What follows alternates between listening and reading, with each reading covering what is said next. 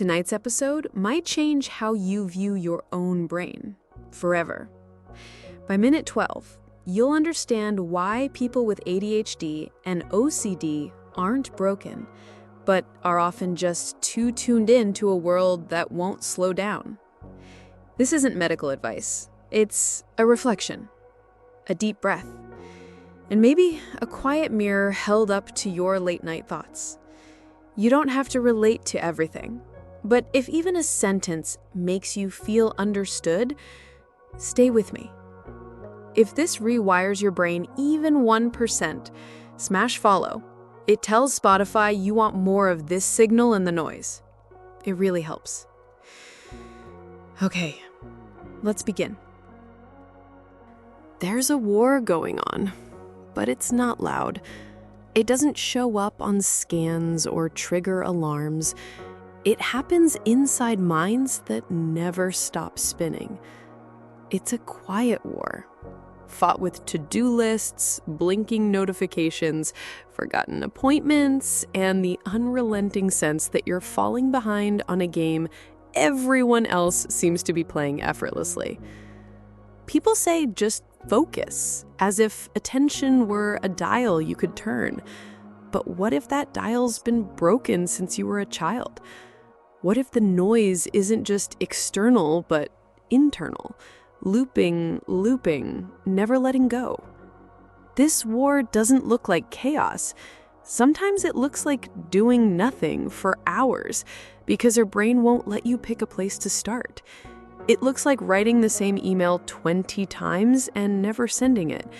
It looks like disappearing from friends for weeks, not because you don't care, but because you're overwhelmed by the idea of replying. This is the quiet war. And tonight, we walk through it. You can't see it on a brain scan. There's no bleeding, no bruising, no obvious cause. But it hurts. It weighs. It disrupts. ADHD, OCD, anxiety, executive dysfunction. For millions, this isn't a bad day, it's every day. A quiet war between how their mind wants to move and how the world expects it to behave. You wake up and the noise begins. Not outside, inside. A list of things you should do, a fog that won't clear, a voice that whispers you're already behind. Focus doesn't come on command. Energy crashes for no reason. You double-check things 3 times and still don't feel right. Then comes the shame. Everyone else can do this. Why can't I?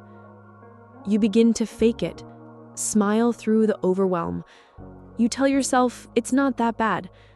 You gaslight your own exhaustion.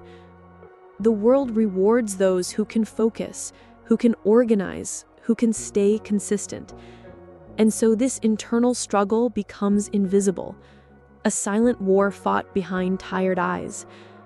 But here's the truth. You're not lazy. You're not weak. Your brain is adapting. In a world of infinite pings, deadlines, distractions, and dopamine spikes, your mind is trying to survive. ADHD isn't a moral failure. OCD isn't just being neat. These are adaptive systems running in overdrive. And the longer you fight your own wiring, the more tired you'll feel. So this episode, this series, is not about fixing you. It's about understanding you. Because you can't win a quiet war until you stop fighting the wrong enemy. You pick up your phone just to check the time. 15 minutes later, you've forgotten why you picked it up at all. You scroll, tap, watch, swipe, not because you wanted to, but because it was easier than not. That's the interface working exactly as designed. ADHD and OCD aren't new, but the environment, the digital world we live in now, it's not neutral. Notifications, infinite feeds, autoplay, variable rewards. Your brain is wired to seek novelty and avoid discomfort. Your phone knows this. The algorithm knows this. That's not paranoia. That's just interface psychology. Every scroll resets the dopamine meter. Every like, a hit of reward. Every red dot is a psychological cliffhanger. And when your mind already struggles to regulate focus, this becomes gasoline on the fire. You're not distracted because you're flawed. You're distracted because your tools are engineered to hijack attention. It's not just about discipline anymore. It's about design. For someone with ADHD, that infinite feed isn't a time waster. It's a trap. For someone with OCD, endless access to information means endless checking, infinite spirals, infinite what-ifs. Our digital world has become a frictionless system, and frictionless means no resistance to obsession. In this system, the loop wins. And here's the dark irony. The better you get at navigating this interface, the worse your mental state can become. Because you're not in control, you're reacting. So maybe the question isn't, what's wrong with my brain? Maybe it's, what system is my brain being forced to survive inside? You reach for your phone. You didn't plan to. Your hand just moved. You check one app, scroll, refresh. Another app, video, notification. Somewhere behind your eyes, dopamine whispers, just one more. And for a few seconds, it feels good, stimulating, engaging. But 20 minutes later, you feel empty again, frustrated. Welcome to the dopamine loop. It's not your fault. This loop was engineered. Infinite scroll wasn't a design oversight. It was a psychological weapon. The variable reward system, the randomness of likes, views, messages, mimics slot machines. For someone with ADHD or OCD, that loop isn't just tempting. It becomes magnetic. ADHD brains are dopamine hungry. They're wired for novelty, urgency, stimulation. OCD patterns feed on intrusive thoughts and the relief of resolution, checking, rechecking, repeating. Combine that with an interface optimized for endless input, and you get compulsion as design. You scroll not because you're lazy. You scroll because your brain is trying to regulate itself with what it's being offered. And what it's offered is noise. Dopamine gives you the wanting feeling, the itch, but not the satisfaction. That's why you keep going, why 2 minutes becomes 20, why opening an app becomes automatic. And the more your brain rides that loop, the harder it becomes to tolerate boredom. Real rest starts to feel like pain. You're tired. Not the kind of tired that sleep fixes, but the kind that seeps into your bones. You wake up, still tired. You take breaks, still tired. You scroll, hoping for escape, still tired. And maybe you've said it to yourself, I'm just lazy. But let's pause right there. What if you're not lazy at all? What if you're mentally fatigued, not because you do too little, but because your brain is running at full throttle all day, even when you're sitting still? That's ADHD. That's OCD. That's anxiety. That's trauma. They don't always look like someone fidgeting or pacing or crying. Sometimes they look like quiet paralysis. A mind juggling 10 tabs with no cursor. Your brain isn't shutting down. It's doing overtime. And your body? It knows. It sends fatigue not as a flaw, but as a flare, a signal. It's saying, this is too much. Please slow down. But what do? We shame ourselves. We call it procrastination, when really it's preservation. Think of your mind as a browser window. ADHD, OCD, anxiety, they open dozens of tabs. Thoughts running in loops, worries refreshing in the background. Now imagine trying to write a report, make a decision, clean your room with that noise. No wonder your system wants to shut down. You are not lazy. You are overloaded. The modern world rarely gives us space to decompress. It rewards urgency, speed, response time. But healing isn't fast. Recalibration takes time. Sometimes rest doesn't look like meditation or a nap.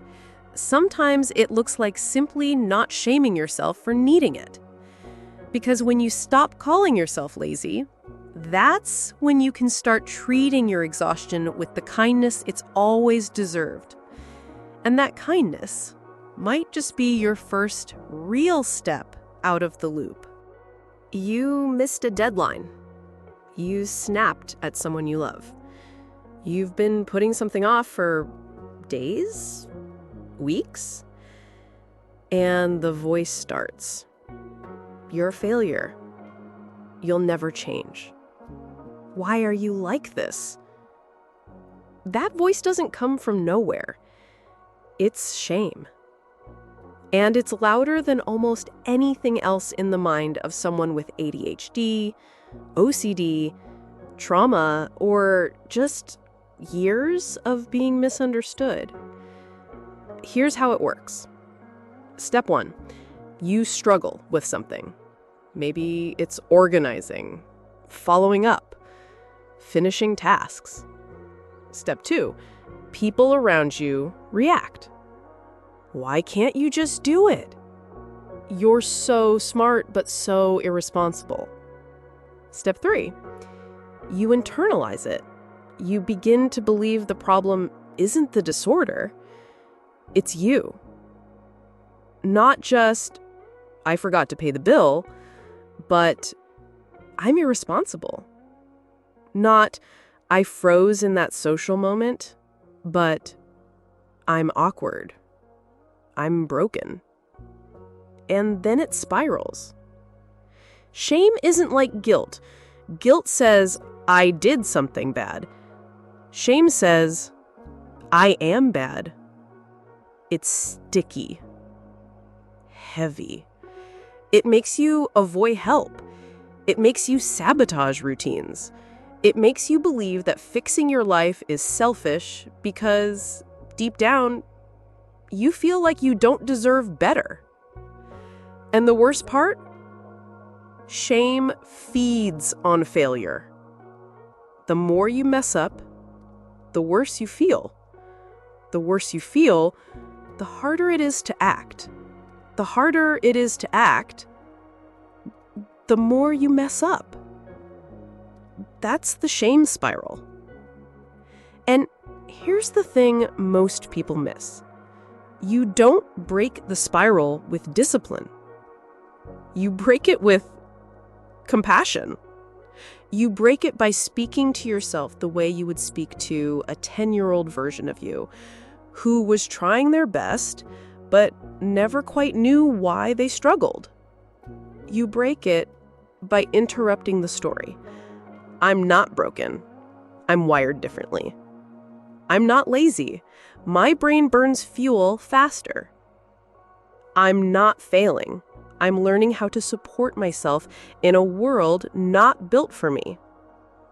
And every time you speak gently to yourself, every time you pause that shame spiral, you take back a little piece of your power. You don't have to earn rest. You don't have to earn compassion. You already deserve it. Because shame didn't make you better. It made you smaller. Kindness, that's how you grow again. There's a myth we've all swallowed. that real change is fast, that healing is a straight line, that you'll know when you're finally better. But here's the truth. Most progress feels like nothing. It's brushing your teeth even when your brain says, "Why bother?" It's answering one email instead of none. It's realizing in the moment that your thought loop is spiraling and deciding not to believe it. That's huge, but your brain won't reward you for it. It won't throw fireworks or applause because your brain was wired by trauma, by neurodivergence, by survival to only notice when things go wrong. So you have to build a new way of seeing, one that celebrates small wins, one that says, "I didn't finish everything, but I started. I didn't feel motivated, but I showed up anyway. I paused, breathed, and didn't yell." That's growth. Tiny victories compound. One gentle choice becomes a habit. One reframed thought becomes a belief. One boundary becomes a better life. And if your shame spiral still whispers, "You should be doing more," reminded of this. More doesn't always mean better. Sustainable means slow. If you rush the climb, you'll slide back down. But if you go step by step, even if they're small, even if they wobble, one day you'll look up and realize you're no longer where you started. And you're not alone. What if your bad habits aren't bad? What if your mess, your struggle, your inconsistency isn't laziness or lack of willpower, but a different kind of wiring? ADHD, OCD, autism, anxiety, depression. We keep calling them disorders, but they're not moral failures. Your brain isn't broken. It's responding exactly as it was shaped by genetics, by trauma, by overstimulation, by a world not built for it. Neurodivergence doesn't mean less than. It means your brain speaks a different language, and the world never taught you how to translate it.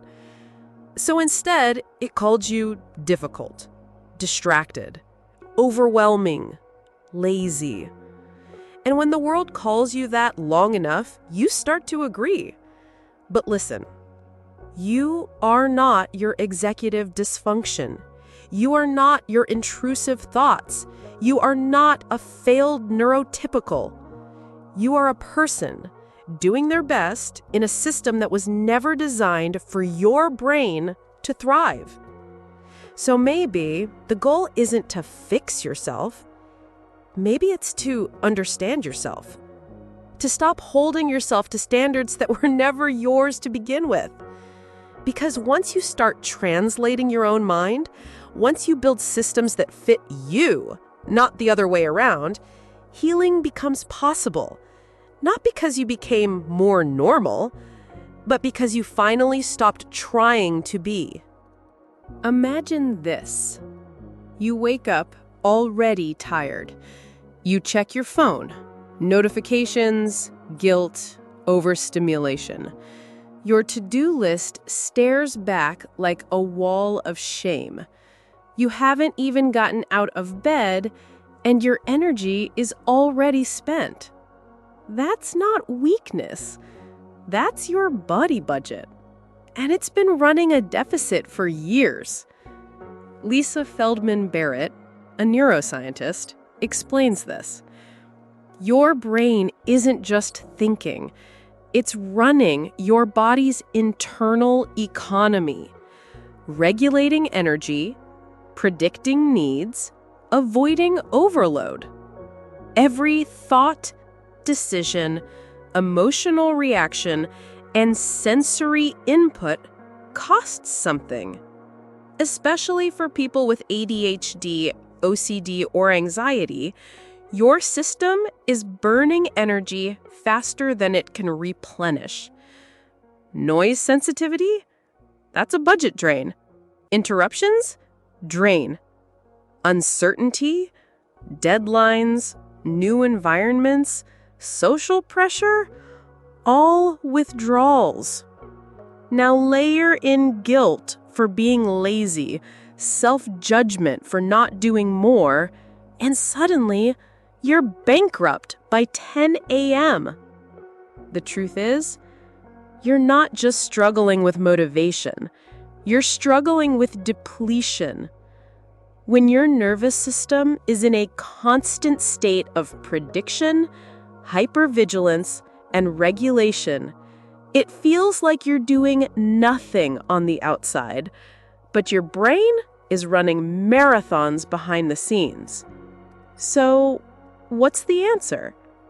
It's not about pushing harder, it's about budgeting better. Learning what costs you the most.